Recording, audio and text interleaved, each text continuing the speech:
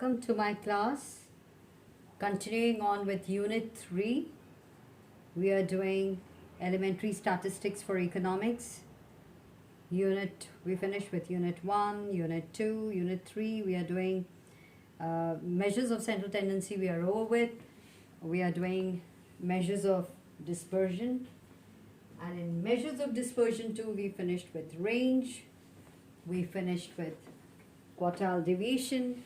We finished with mean deviation. We are doing standard deviation now. And in standard deviation, we are going to talk about in the ungrouped series, which is individual series, and group series. And in the group series, we will be doing the discrete and the continuous. And in the ungrouped data, you can see that we are doing it with the actual mean method, the direct method, the assumed mean method, and the step deviation method. So just let's see this. Like standard deviation, again, group data, that is ungrouped data, individual series, the actual mean method. So we're doing the actual mean method. So we work out the mean. So how do you work out the mean? So mean is sigma x by n. So this is how we did. So what is that? 120 divided by 5. So this is the calculate standard deviation of the following value, that is values 5, 10, 25, 30, 50. So I've written it like this.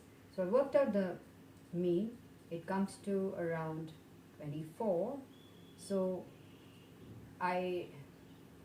from the standard deviation, what we do is from the values, given values, we take out, the difference is the mean that we worked out.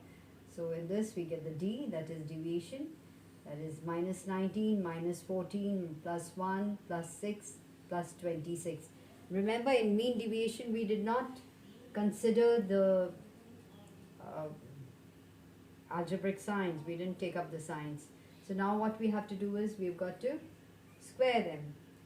Square the deviations. So square the deviations and under root. 361, 196, 14. 14s are 1 are 1, 6 are 36. 26 into 26 will give you 676. This you got to work out. I've worked out each one of this. So standard deviation is sigma d square, you sum them up, that comes to 1270, 1270 divided by n. How many, what is the number of values? 5. So divided by 5. So what you get is under root 254, and when you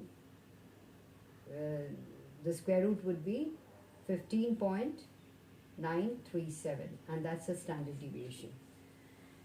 So this is what we really have to do is, this is what is standard deviation. So let me just repeat myself that standard deviation is undoubtedly the best measure. So standard deviation is the best measure of dispersion because it's based on all the items of a series, and it is free from the algebraic shortcomings, of ignoring plus and minus signs like we did that in mean deviation. So the standard deviation is a square root. It is a square root of the arithmetic mean of the squares of the deviations of the items from their arithmetic mean.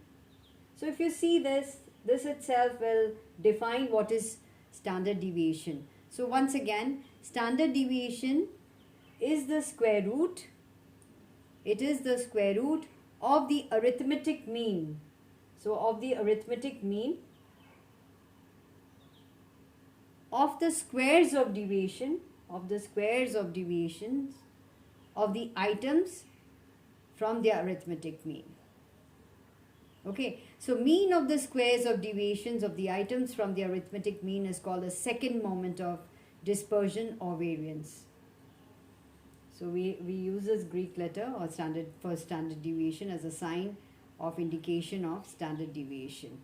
And if you have to calculate the coefficient, then what you do is, whatever you get, standard deviation what you've got divided by mean will give you coefficient of standard deviation.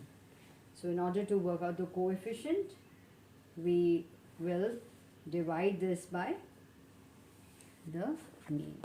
Okay, so this is how I want you to do this numerical first. Do this illustration. Take out an illustration from your book and do it.